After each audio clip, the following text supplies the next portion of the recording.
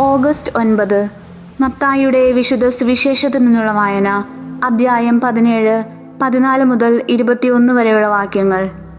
അക്കാലത്ത് യേശു ജനക്കൂട്ടത്തിന്റെ അടുത്തേക്ക് വന്നപ്പോൾ ഒരാൾ കടന്നു വന്ന് അവന്റെ സന്നിധിയിൽ പ്രണമിച്ചുകൊണ്ട് പറഞ്ഞു, കർത്താവേ, എൻ്റെ പുത്രനിൽ കനിയണമേ. അവൻ അപസ്മാരം പിടിപെട്ട് വല്ലാതെ കഷ്ടപ്പെടുന്നു. പലപ്പോഴും അവൻ തീയിലും വെള്ളത്തിലും വീഴുന്നു. ഞാൻ അവനെ നിന്റെ ശിഷ്യന്മാരുടെ അടുത്ത് കൊണ്ടുവന്നു, പക്ഷേ അവനെ സുഖപ്പെടുത്താൻ അവർക്ക് കഴിഞ്ഞില്ല. യേശു പ്രതിവചിച്ചു, വിശ്വാസമില്ലാത്തതും വഴിപിഴച്ചതുമായ തലമുറയെ, എത്ര നാൾ ഞാൻ നിങ്ങളുടെ കൂടെയുണ്ടായിരിക്കും? എത്ര നാൾ ഞാൻ നിങ്ങളോട് ക്ഷമിച്ചിരിക്കും? അവനെ ഇവിടെ എൻ്റെ അടുത്ത് കൊണ്ടുവരിക. യേശു അവനെ ശാസിച്ചു. പിശാച് അവനെ വിട്ടുപോയി. തൽക്ഷണം ബാലൻ സുഖം പ്രാപിച്ചു. അനന്തരം ശിഷ്യന്മാർ തനിച്ച് യേശുവിനെ സമീപിച്ച് ചോദിച്ചു, എന്തുകൊണ്ടാണ് അതിനെ ബഹിഷ്കരിക്കാൻ ഞങ്ങൾക്ക് കഴിയാതെ പോയത്?